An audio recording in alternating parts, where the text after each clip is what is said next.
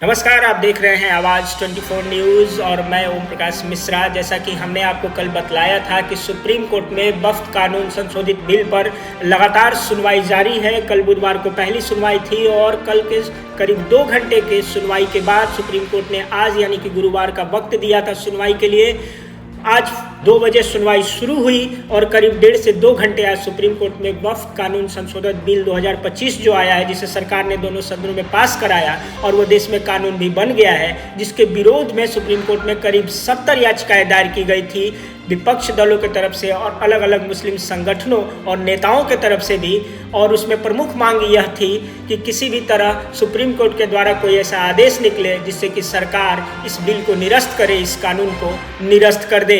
जी हाँ, supreme court में इन दिनों एक खास मामले पर सुनवाई चल रही है। इस पर निगाहें पूरे देश की है और खास करके मुस्लिम समुदायों के बीच है। जी हाँ, हम बात कर रहे हैं वक्फ संशोधन कानून 2025 और जिस सिलसिले में सुप्रीम कोर्ट में जिसके विरोध में दायर किए गए हैं कई याचिकाएं और संवैधानिक वैधता को चुनौती देने वाली ये याचिकाएं दायर की गई हैं सुप्रीम कोर्ट में। और याचिकाओं में प्रमुख मांग है कि सरकार को ऐसा कोई आदेश जारी करे सुप्रीम कोर्ट जिससे कि वक्फ संशोधन कानून जो है सरकार वापस ले ले।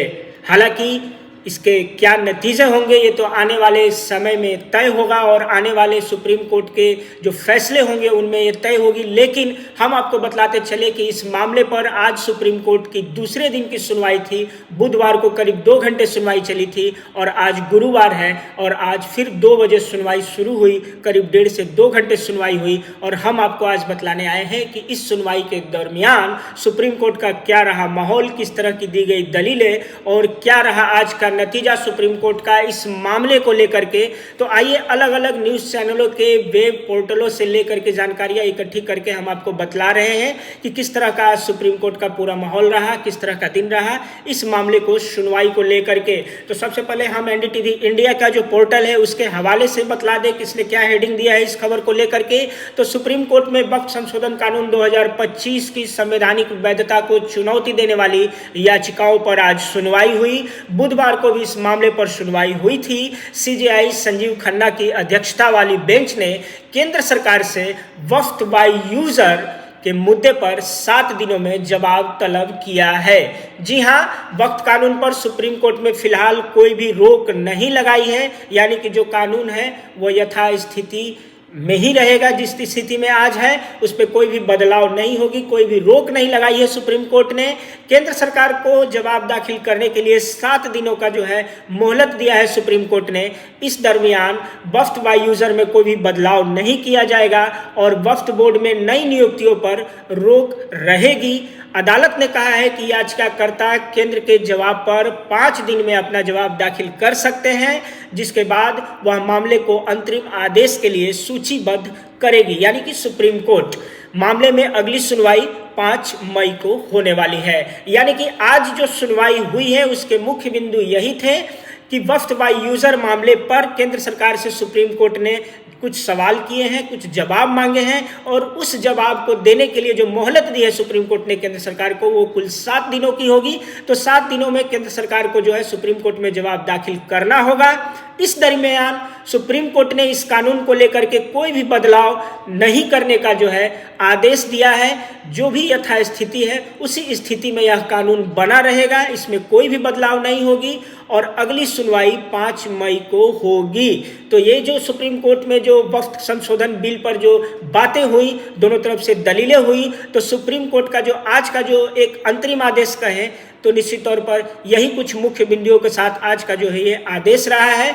और हम दूसरे चैनलों की देखें तो न्यूज़ 18 इंडिया के पोर्टल पर देखें तो उसने जो खबर ये बताया है इसके हिसाब से नए कानून के खिलाफ लगभग 70 याचिकाएं दायर की गई थी, जिस पर बुधवार को करीब 2 घंटे सुनवाई चली। इस दौरान वरिष्ठ वकील कपिल सिब्बल समेत अन्य वकीलों ने इस कानून को असंवैधानिक घोषित करने की मांग की सुप्रीम कोर्ट में। सुप्रीम कोर्ट दलीलों को सुनने के बाद अंतरिम आदेश पारित करने जा रहा था, लेकिन केंद्र सरकार की ओर से सॉलिसिटर जनरल तुषार मेहता ने अंतरिम आदेश पारित करने का विरोध किया।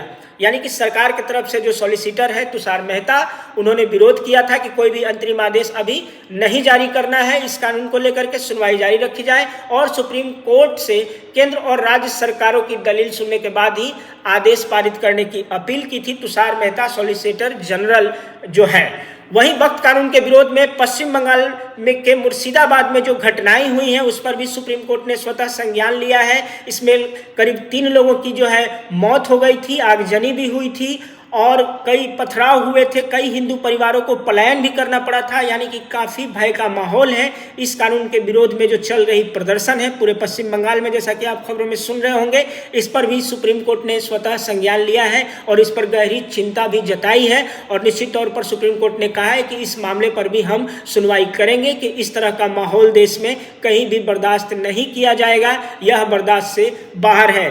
तो जी हाँ, जिस तरह की जो आज बहस रही है, सुनवाई रही है, तो इसका कुल नतीजा यही है कि वक्फ का जो एक्ट है, जो कानून है, उस पर जो बहस हुई है, जो दलीलें दी गई हैं, उसमें सॉलिसिटर जनरल तुषार मेहता के तरफ से जो कहा गया है कि सर ये सारी बातों को सुनकर के ही कोई अंतरिम आदेश पारित किया जाए, इतनी जल्दीबाजी में कोई भी फैसला न दिया जाए।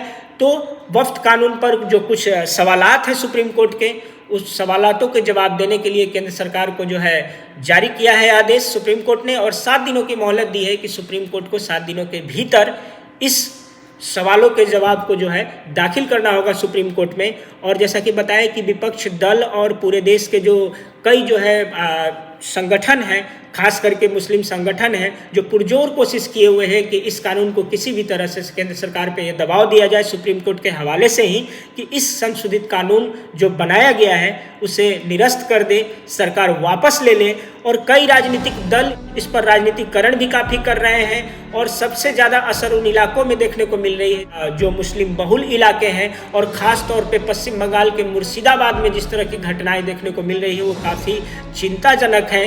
क्योंकि अगर यह देश लोकतंत्र में विश्वास करता है तो निश्चित तौर पर कानूनी और न्यायपालिका के दायरे में रहकर ही किसी भी चीज़ों का विरोध किया जाना जरूरी है। अगर आप सुप्रीम कोर्ट गए हैं तो सुप्रीम कोर्ट के फैसले का इंतज़ार कीजिए, यूं उतावला ना होइए कि शहर में आगजनी हो, विरोध प्रदर्शन हो, लोगों की हत्याएं हो और कहीं न कहीं हिंदू परिवारों को डर के माहौल में अपने घर से पलायन करना पड़े। तो निश्चित तौर पर यह काफ़ी ही चिंताजनक विषय है। तो वक्फ कानून संशोधन बिल पर आगे सुप्रीम कोर्ट का क्या रुख रहेगा, किस तरह की सुनवाइयाँ होंगी, क्या क्या सुप्रीम कोर्ट ने कहा, और इस मामले पर आवाज़ 24 न्यूज़ लगातार आपको अवगत कराता रहेगा। आप बने रहे आवाज़ 24 न्यूज़ पर। मैं ओम प्रकाश मिश्रा, नमस्कार।